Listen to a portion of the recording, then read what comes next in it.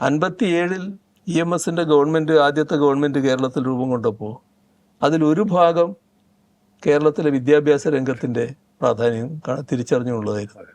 സാർവത്രിക സ്കൂളുകൾ വരികയായിരുന്നു, നടന്നെത്താവുന്ന ദൂരത്ത് സ്കൂളുകൾ വരുന്നു. പിന്നെ സ്കൂൾ വിദ്യാഭ്യാസം സൗജന്യമാക്കുന്നു.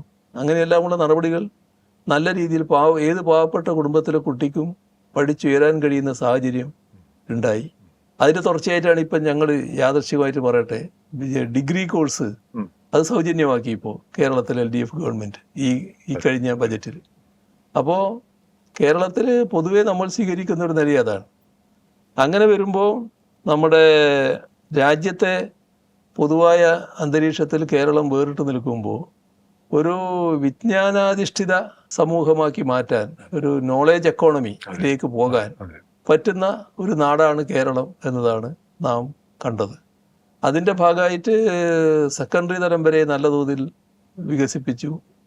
കോളേജ് തലത്തിൽ നല്ല വികസനം ഇപ്പോൾ വന്നു. 6000 കോടി രൂപയാണ് കേരളത്തിലെ ഉന്നത വിദ്യാഭ്യാസ മേഖലയിൽ ചെലവഴിച്ചിട്ടുള്ളത്. നല്ല മാറ്റങ്ങൾ ഉന്നത വിദ്യാഭ്യാസ മേഖലയിൽ വരികയാണ്. അതിൻ്റെ ഭാഗമായി നല്ല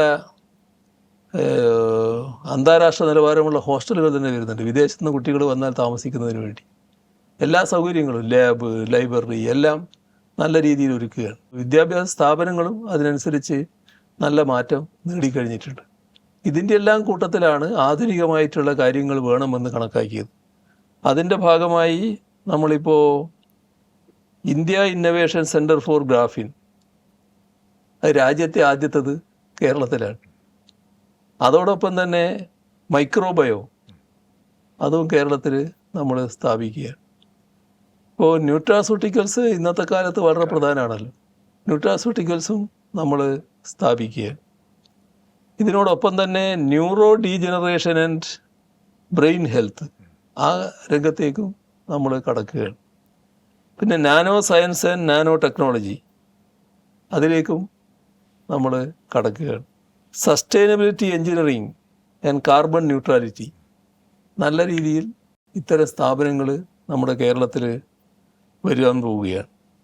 എമർജിങ് മെറ്റീരിയൽസ് ആൻഡ് ഇൻഫ്രാസ്ട്രക്ചർ, അതേപോലെ തന്നെ artificial intelligence and machine learning, robotics. ഇപ്പം ഇങ്ങനെ നോക്കിയാൽ 13 മികവിൻ്റെ കേന്ദ്രങ്ങൾ കേരളത്തിൽ വരാൻ പോവുകയാണ്. 10 സർവകലാശാലകളിൽ ഗവേഷണങ്ങളെ ഉൽപ്പന്നങ്ങളാക്കി മാറ്റാൻ സഹായിക്കുന്ന ട്രാൻസ്ലേഷണൽ റിസർച്ച് സെൻ്ററുകൾ 10 സർവകലാശാലകൾ അതും വരാൻ പോവുകയാണ്.